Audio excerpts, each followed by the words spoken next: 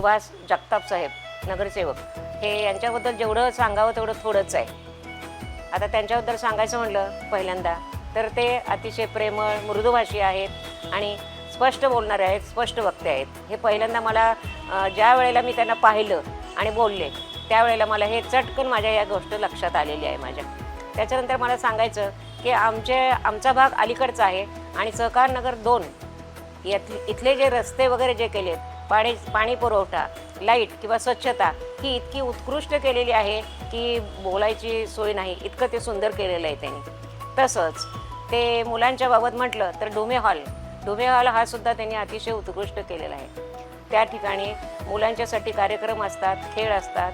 तसंच गणपती स्पर्धा होतात, त्यावेळेला स्त्रियांना आवर्जून बोलवलं जातं, त्यांच्या स्पर्धा घेतल्या जातात, बक्षिसं दिली जातात आणि एक प्रकारचं उत्तेजन म्हणता येईल. स्त्रियांच्या बाबतीत हे उत्तेजन आहे असं आपल्याला वाटतं आणि त्यामुळे हिरिरीने प्रत्येक स्त्री स्वतःचं पुढाकार घेते आणि त्या ठिकाणी ती आपल्याला सिद्ध करण्याचा प्रयत्न करते.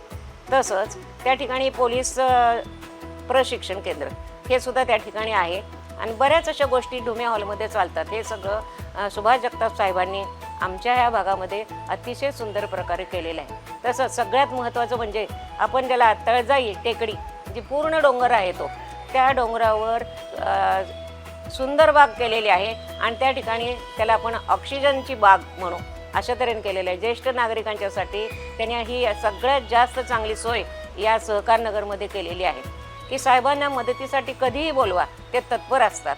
बोलताना कधीही काचकूच करणार नाहीत, काय नाहीत, अगदी मनमोकळेप्रमाणे बोलतात आणि लगेच ते तयार होतात सगळ्या गोष्टींच्यासाठी येण्यासाठी. तसंच विद्यार्थ्यांना मदत करतात. एखादा गरजू असेल, मुलगी असेल, मुलगा असेल किंवा एखादी व्यक्ती असेल की ज्याला अडचण आहे, की आरोग्यासाठी अडचण आहे किंवा पैशाची अडचण आहे, तरीसुद्धा मनापासून सुभाष जगताप साहेब मदत करतात. एक हक्काचा मनुष्य आहे. आपण कधीही जा, कोणत्याही वेळेला जा, रात्रीचं जरी तुम्ही गेला, तुम्हाला एखादी ॲम्ब्युलन्स हवी असेल किंवा काही हवं असेल, ते त्या मदतीसाठी तत्पर असतात.